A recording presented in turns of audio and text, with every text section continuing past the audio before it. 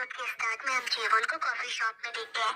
वो देखती है एक कस्टमर की कॉफी कोई दूसरा लेकर चला जाता है और जीवन इस सिचुएशन के दो पहलू निकालती है कि जिसके लिए कॉफी बनाया गया था, अगर उसे कॉफी मिल जाती तो वो अभी इसे एंजॉय कर रहा होता, लेकिन उसकी जगह कोई दूसरा कस्टमर उसकी कॉफी ले गया। इसी तरह उसे अपने फेथ को भी चेंज करना होगा। जब वो ऑफिस की तरफ आती है तो वो लिफ्ट के बाहर सोमिन और मैनेजर किम को देखती है। सोमिन कोई भी मौका नहीं छोड़ती मिस्टर किम को इम्प्रेस करने की। सोमिन की नजर जीवन पर जाती है और वो उसके लिए लिफ्ट रोकती है। जीवन भी जल्दी से अंदर आ जाती है और जैसे ही लिफ्ट बंद होने वाला था, यहाँ पर जियोक आ जाता है। जियोक एक सेकंड के लिए वही पॉज हो जाता है क्योंकि उसके सामने जीवन थी।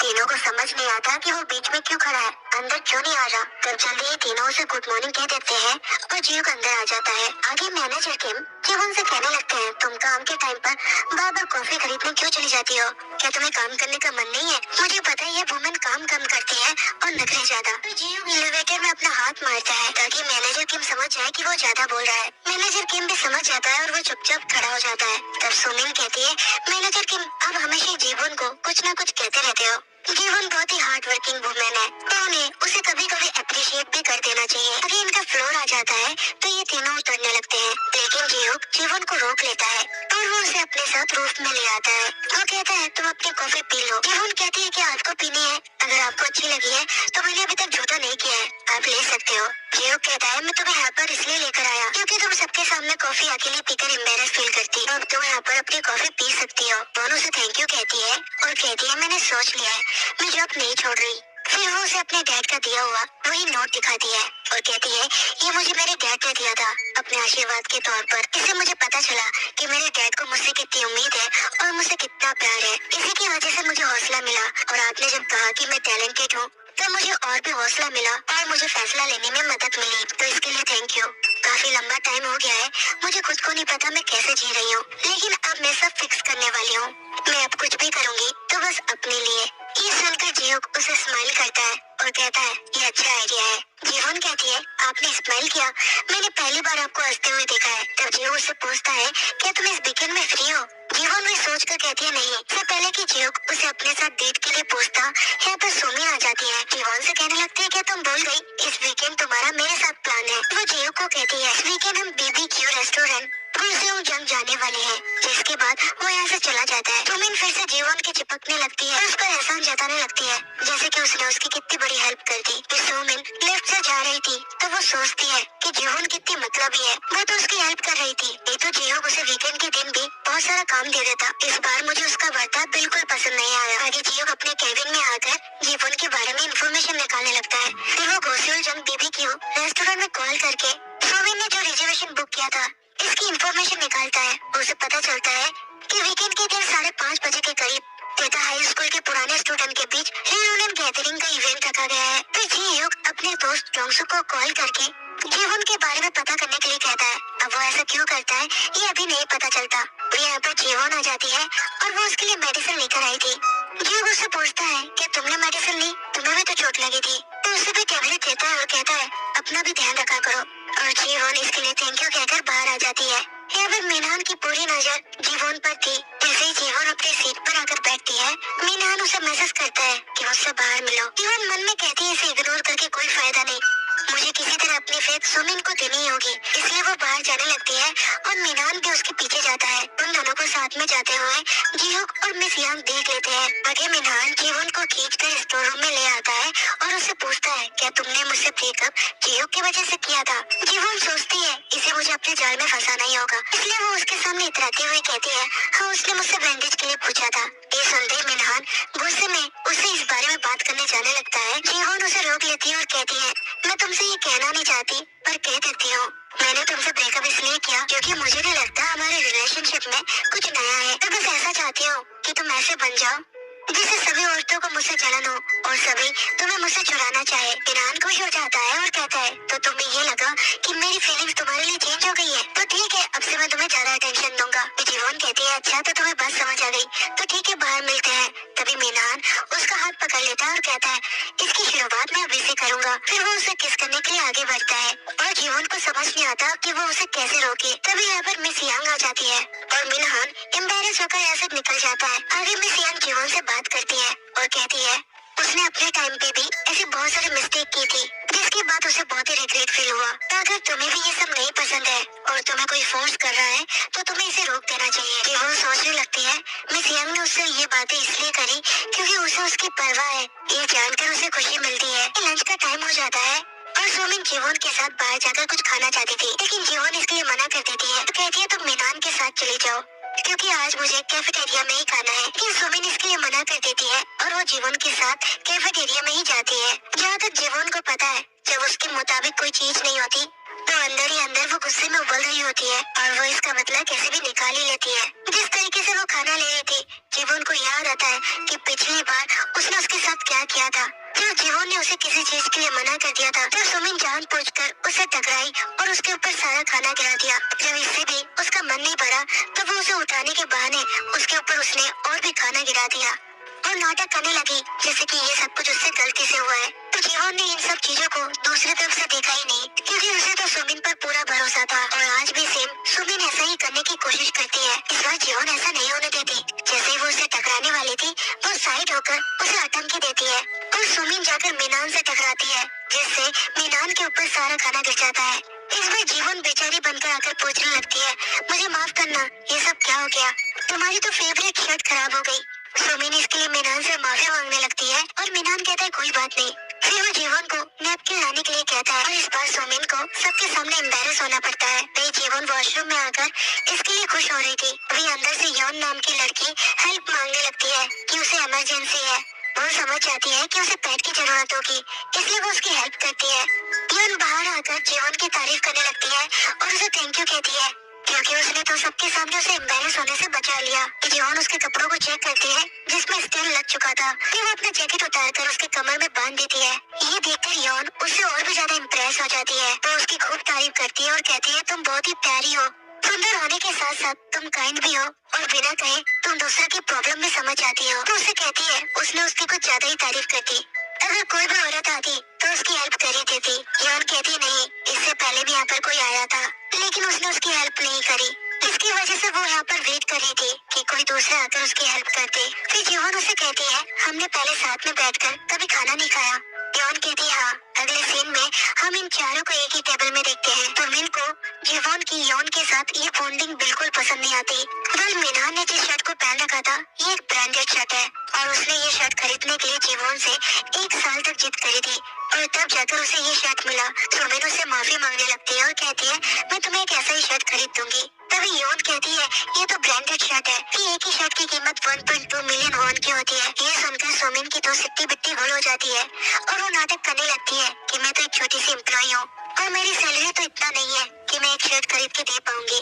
जिस पर मीनान उसे कहता है इसकी कोई जरूरत नहीं है, उसके घर पर ऐसी शर्ट बहुत सारी है तो उसे बार बार सॉरी कहने की भी जरूरत नहीं है। और ये देखकर जीवन हैरान हो जाती है क्योंकि इसी एक शर्ट को खरीदने के लिए उसने तो जीवन का जीना हराम कर दिया था। दूसरी तरफ हम जियो को देखते हैं। वो एक बड़े से रेस्टोरेंट में जाता है और वो वहाँ पर शेफ बैक योन हो नाम के एक लड़के से मिलता है और उससे पूछता है क्या तुम तिहा हाई स्कूल से पढ़े हो? वो इस पर हाँ करता है। जीवन भी इसी स्कूल से पढ़ी हुई है तो ना जाने इस लड़की से उसका क्या कनेक्शन होगा। वह देखते हैं कि सुमिन यौन के खाना खाने के तरीके पर टोंट मार रही थी कि एक औरत इतना कैसे खा सकती है। जीवन यहाँ पर उसे कंफर्टेबल फील कराने के लिए वो भी भर भर कर खाना खाती है और सुमिन ये देखकर जल जाती है। वो कहती है मेरा तो पेट भर गया। जीवन भी अच्छे से खाना खाती है क्योंकि उसका डाइजेस्ट सिस्टम बहुत ही अच्छा है। काश मैं भी तुम्हारी तरह खाना खा पाती। तो मीनान सुमिन की तारीफ करता है और जीवन से कहता है तुम्हारी बेस्ट फ्रेंड बहुत ही अच्छी है जो हमेशा तुम्हारी तारीफ करती रहती है। ये सुनकर जीवन को खांसी आने लगती है और यौन उठकर उसके लिए पानी लेने जा रही थी। तभी सुमिन कहती है तो मेरे लिए और मीनान के लिए भी ले आना। यौन उसे रिप्लाई करती है कि अपना काम खुद करो। उसके जाने के बाद सुमिन जीवन से कहती है ये कितनी रूड है, पर जीवन भी यहाँ पर उसकी बातों में नहीं आती और वो यौन के पास जाती है तो पूछती है कि उसे इतना गुस्सा क्यों आया। यौन बताती है कि वॉशरूम में उसने जिससे हेल्प मांगी थी तो सुमिन ही थी। उसने उसकी हेल्प नहीं की थी तो वो उसकी हेल्प क्यों करे। तो यहाँ पर जीवन और यौन की अच्छी बॉन्डिंग होने लगती है जिसे देखकर सुमिन को बहुत ही जलन हो रही थी। आगे सुमिन मीनान से कहती है मुझे लगता है जीवन मुझसे गुस्सा है क्योंकि मैंने तुम्हारी शर्ट खराब कर दी। मीनान उसे कहता है ऐसा नहीं है, तुम जानती हो जीवन तुम पर गुस्सा नहीं करती। तभी लिफ्ट खुलती है और यहाँ पर भीड़ मच जाती है। जैसे सुमिन और मीनान दोनों एक दूसरे के काफी क्लोज आ गए थे। कल आगे इनकी मैनेजर किम के साथ मीटिंग होती है और यहाँ पर मैनेजर किम यौन पर बिना फालतू गुस्सा निकालने लगते हैं कि उसने सारे पेपर्स के बीच में सब कर रखा है, जबकि सुमिन ने सारे पेपर्स को मैनेज कर रखा था और स्टेप अलर्ट भी कर रखा था। लेकिन योन के हिसाब से ये वेस्टेज है, क्योंकि ये सब रफ पेपर्स थे जिन्हें काम में लेने के बाद फेंकना ही था। यहाँ पर सुमिन मैनेजर किम से अपने जॉब के बारे में भी बात करती है कि उसे यहाँ पर फुल टाइम की जॉब चाहिए और वो उसे इस बारे में बात करने के लिए मैनेजर किम को बाहर ले जाती है। फोन ये सब देखकर सोचती है कि वो ऐसे ही सब कुछ नहीं चलने दे सकती, इसलिए वो मिस यांग से बात करती है और उसे अपना प्रपोजल देती है जो उसने मैनेजर किम को भी दिखाया था। कहती है ये मेरे प्रोजेक्ट का बहुत ही अच्छा आइडिया है, मैं चाहती हूँ आप इसे एक बार देख लें ताकि आप मेरी कोई हेल्प कर सके। और जीवन जल्दी से फाइल पकड़ाकर यहाँ से भाग जाती है और यही सब कुछ सुमिन ने देख लिया था। तो उसकी नजर तो जीवन की फाइल पर ही टिकी हुई थी। नीचे पार्किंग एरिया में हम जियोक को देखते हैं।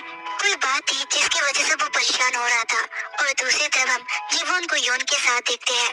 दोनों के बीच यहाँ पर बहुत सारी बातें होती है और योन उसे वीकेंड में कहीं चलने के लिए भी कहती है, पर जीवन को उसे मना करना पड़ता है क्योंकि उसके कोई दूसरे प्लान थे।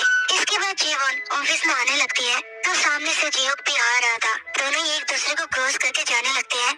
तभी जीवन जियोक को रोकती है और कहती है, अगर आप चाहते हैं कि मैं वीकेंड में काम पर आऊँ तो मैं आ जाऊंगी, क्योंकि हमारे लिए काम पहले आता है। जियोक कहता है इसकी जरूरत नहीं है, तुम्हारे प्लान्स बन चुके हैं तो तुम्हें जाना चाहिए। जिसके बाद जियोक जाने लगता है और जीवन भी जाने लगती है। तब जियोक उसे पीछे मुड़कर फिर से देखता है। आगे हम मिस यांग और जीवन को बातें करते हुए देखते हैं। मिस यांग ने उसका प्रपोजल पढ़ लिया था और उसे उसका आइडिया बहुत ही पसंद आया। जीवन कहती है ऐसा है तो वो साथ में मिलकर काम कर सकते हैं, लेकिन मिस यांग कहती है कंपनी में ऐसे काम नहीं चलता। यहाँ पर सीनियर्स होते हैं, उनकी परमिशन लेनी पड़ती है तब जाकर काम होता है। पर जीवन कहती है कि मैनेजर किम ने उसका प्रपोजल बिना पढ़े ही रिजेक्ट कर दिया था। मैं आपको 7 साल से देख रही हूँ, आपने यहाँ पर बहुत ही हार्ड वर्किंग काम किया है, लेकिन हर बार काम का क्रेडिट मैनेजर किम ले जाते हैं और इसी चीज का फायदा उठाकर वो मैनेजर भी बन गए, जबकि वो पोजीशन आपकी थी। इस यांग कहती है यहाँ पर ऐसा होता रहता है, हमेशा बॉस एम्प्लॉय की क्रेडिट लेते हैं, ये तो आम बात है। जीवन इस पर कहती है लेकिन मैं आपको साबित कर सकती हूँ कि मैनेजर किम कोई भी काम नहीं करते, वो सिर्फ दूसरे के काम का क्रेडिट लेते हैं। तो आपको नहीं लगता कि हमें ऑफिस में ये सब चेंज करना चाहिए? और आज अगर मैं ये साबित कर देती हूँ तो आपको मेरे साथ मेरे प्रपोजल में काम करना होगा और इनके बीच ये डील हो जाती है। ये प्लान के मुताबिक जीवन मैनेजर किम के पास जाकर उसे अपना प्रपोजल देते हुए कहती है ये मेरा न्यू प्रपोजल है। मैनेजर किम बिना ध्यान दिए इस फाइल को देखता है और फिर से जीवन पर चलाने लगता है और कहता है ये प्रपोजल तो तुम्हारे पहले प्रपोजल से भी बेकार है। और जीवन यही सुनना चाहती थी। वो कहती है सर मुझे माफ करना। जिसके बाद वो फिर से एक फाइल लेकर आती है और कहती है अभी जो मैंने आपको फाइल दी थी और जो मैंने पहले प्रपोजल आपको दिखाया था वो दोनों सेम ही है, बस मैंने कलर की चेंजिंग की है। यानी कि मैनेजर किम का सच में काम पर कोई ध्यान नहीं। ये देखकर सारे एम्प्लॉय भी उसका मजाक बनाने लगते हैं। सेम प्रपोजल और सेम टाइटल होने के बाद भी उन्हें पता नहीं चला कि दोनों प्रोजेक्ट एक ही है और इसे जीवन साबित कर देती है कि मैनेजर किम इस पोजीशन के लायक ही नहीं है। अगर ये तीनों मिलकर कोल्ड कॉफी पीते हैं और मिस यांग जीवन की इस पैतरे से खुश हो गई थी। फिर भी यकीन नहीं हो रहा था कि मैनेजर किम इतने लापरवाह है। दोनों ही फाइल में सेम टाइटल था, फिर भी उन्होंने टाइटल पढ़ना भी जरूरी नहीं समझा। मिस यांग जीवन से हाथ मिला लेती है और कहती है अब हम दोनों मिलकर इस प्रोजेक्ट पे काम करेंगे और इसे आगे तक लेकर जाएंगे। इन तीनों का सेलिब्रेशन देखकर सुमिन को समझ नहीं आता कि अंदर क्या खिचड़ी पक रही है, इसलिए वो जीवन का प्रोजेक्ट देखने लगती है। ये प्रपोजल सिंगल पर्सन के मील किट के बारे में था। इसके अंदर आइडियाज भी बहुत ही अच्छे अच्छे थे। सुमिन सोचने लगती है उसे मौके का फायदा उठा लेना चाहिए, इसलिए वो रात को मैनेजर किम के साथ डिनर पर जाती है, जहाँ पर वो उसे बताने लगती है कि जीवन का आइडिया अच्छा है। उसने उसकी फाइल देखी। जीवन वैसे होशियार तो है, एक बार उसे भी उस फाइल को देख लेना चाहिए था, लेकिन अभी भी टाइम है कि वो इस प्रपोजल को एक्सेप्ट कर ले, फिर हम दोनों मिलकर इस पर काम करेंगे। ये सुनते ही मैनेजर किम बड़े बड़े सपने देखने लगता है कि उसे सुमिन की तरफ से ग्रीन फ्लैग मिला है। अब पता वो आगे जाकर उसके साथ फैमिली बना ले। सुमिन कहती है आप जल्दी से इस प्रपोजल को एक्सेप्ट कर लेना, फिर आप और मैं मिलकर इस प्रोजेक्ट को आगे लेकर जाएंगे, जिससे मेरा भी प्रमोशन हो जाएगा और मुझे कंपनी में फुल टाइम की जॉब भी मिल जाएगी। ऐसा ही सुमिन ने जीवन के साथ पिछली बार भी किया था। उसने उसके प्रपोजल को अपना बताकर कंपनी में अपना प्रमोशन करवा लिया था और अब भी उसके दिमाग में यही खेल चल रहा है। इसी तरह मिनहान अपने दोस्त के साथ क्लब में बैठा हुआ था। वो यहाँ पर जीवन के बारे में बात करने लगता है कि जीवन कितनी बोरिंग है, लेकिन वो वाइफ बनने के लायक है। वो उससे शादी इसलिए करना चाहता है ताकि वो उसके पेरेंट्स का ख्याल रखे, घर पर पैसा कमा के लाए। वो इतना हार्ड वर्क करती है लेकिन पैसा एक भी खर्च नहीं करती। तो ऐसी ही लड़की उसे लाइफ में चाहिए। मुझे यकीन है कि वो अभी इसी वक्त भी काम के बारे में ही सोच रही होगी, वो भी इस पोजीशन पर। और सच में वो इसी पोजीशन में जीवन को कंपनी में देखते हैं। सारे एम्प्लॉय जा चुके थे पर वो अभी भी काम कर रही थी, लेकिन उसे काम करके अच्छा फील भी हो रहा था। आगे जब जीवन अपने डेस्क पर आती है तो यहाँ पर गिफ्ट रखा हुआ था और ये सुमिन की तरफ से था। इसमें इयररिंग्स थे और वो चाहती थी कि संडे के वीकेंड पर वो इन्हें पहन कर आए, लेकिन जीवन को अच्छे से पता था कि ये सुमिन का फिर से एक नया नाटक है, क्योंकि उसे याद है कि पिछली बार उस पार्टी में क्या हुआ था। जब वो वहाँ पर पहुंची तो उसे पता चला कि ये पुराने स्कूल के दोस्तों के बीच पार्टी है। तो सुमिन को अच्छे से पता है कि जीवन का स्कूल इतना खास नहीं था, कि स्कूल में उसके क्लास वाले उसे बुली किया करते थे, उसका मजाक बनाया करते थे और जीवन उनके बीच अनकंफर्टेबल फील करती है। इसलिए सुमिन जानबूझकर उसे यहाँ पर लेकर आई थी ताकि फिर से उसे इन सब का सामना करना पड़े। और ये इयररिंग्स भी सुमिन की इयररिंग्स की कॉपी थी। जब वो ये पहनकर पार्टी में गई तो उसे ये सुनने को मिला कि वो अभी भी सुमिन को कॉपी करती है। स्कूल में बस सुमिन ही ऐसी थी जो उसे सपोर्ट करती थी और आज भी उसका यही हाल है। इस तरह उसे उस पार्टी में बहुत कुछ झेलना पड़ा था। जीवन अपने आप से कहती है उस पार्टी में मेरे साथ बहुत ही बुरा हुआ, मैं तो वहाँ पर नहीं जाने वाली। जीवन के पास सुमिन और मिनान दोनों के साथ में मैसेज आने लगते हैं। दोनों ही ड्रंक थे और दोनों ही उसे मिलने के लिए बुला रहे थे। जीवन कहती है ये दोनों मुझे पागल समझते हैं, क्या ये जो कहेंगे मैं वही करूँगी। फिर उसे आइडिया आता है कि ये दोनों तो वैसे भी साथ में सोने ही वाले हैं, तो क्यों ना आज वो ये कांड करवाई थे। तो फिर देरी किस बात की कि वो दोनों को ही अपने घर में इनवाइट कर लेती है। उसका आइडिया ये था कि वो दोनों को नशा करवा के एक ही बैग में सुला देगी। आगे जब वो कंपनी से बाहर निकल रही थी तो सामने उसे जियुक मिल जाता है। तो उसके हाथ में ये बैंड देखकर उससे कहता है इसे तुम मत पहनना, ये एक ब्रांड की कॉपी है, अगर तुम इसे पहनकर कहीं जाओगी तो लोग तुम्हारा मजाक उड़ाएंगे। जीवन को याद आता है कि पिछली बार भी उसने उससे ये कहा था और तब जीवन को उसकी ये बात रोट लगी थी, क्योंकि तब उसे पता नहीं था कि उसके साथ पार्टी में क्या होने वाला है। उसके बेस्ट फ्रेंड ने उसे ये गिफ्ट दिया था, पर इस पर उसे ये कमेंट पसंद नहीं आया था। इसके लिए वो जियो को थैंक यू कहती है। तब जियो उसे कहता है कि काफी रात हो गई है, मैं तुम्हें घर छोड़ देता हूँ। और जीवन को इसके लिए मना करना पड़ता है। तो कहती है मेरे बॉयफ्रेंड के साथ मेरा कहीं जाने का प्लान है। ये कहकर जीवन यहाँ से चली जाती है। दूसरी तरफ मीनान ये सोचकर खुश हो रहा था कि आज तो जीवन भी बहुत ही एक्साइटेड है। होगी कैसे नहीं, वो भी तो इंसान है। तो जैसे टैक्सी लेकर उसके घर पहुँच जाता है और जाकर शावर लेने लगता है। वही सोमिन जीवन को मैसेज करती है और आई लव यू लिखती है। वो काफी सारे इमोजी भी उसे भेजती है, पर जीवन की तरफ से सिंपल सा मैसेज आता है जो उसे पसंद नहीं आता और वो कहती है जीवन बहुत ही मतलबी हो गई है। वो उसे फिर से मैसेज करती है और लिखती है मैं नहीं आ रही, मैं तुम पर गुस्सा हूँ इसलिए मैं अपने घर जा रही हूँ। पर जीवन ने तो पूरा प्लान बना लिया था। वो बियर लेके घर पे आ जाती है। वो घर की हालत देखकर समझ जाती है कि मीनान तो पहुंच चुका है और जब वो अपना फोन चेक करती है तो पता चलता है कि सुमिन यहाँ पर नहीं आ रही। तो अब वो क्या करे। तो उसके सामने मीनान भी शावर लेकर आ जाता। जीवन को समझ नहीं आता कि वो अब क्या करे। तभी मीनान उसके क्लोज आने लगता है और जीवन उसे रोकने लगती है। लगता है जीवन का ये प्लान उसी पर भारी पड़ने वाला है। तभी मीनान भी उसके सामने अपना टॉवल हटा देता है और जीवन ये देखकर जोर से चिल्लाती है।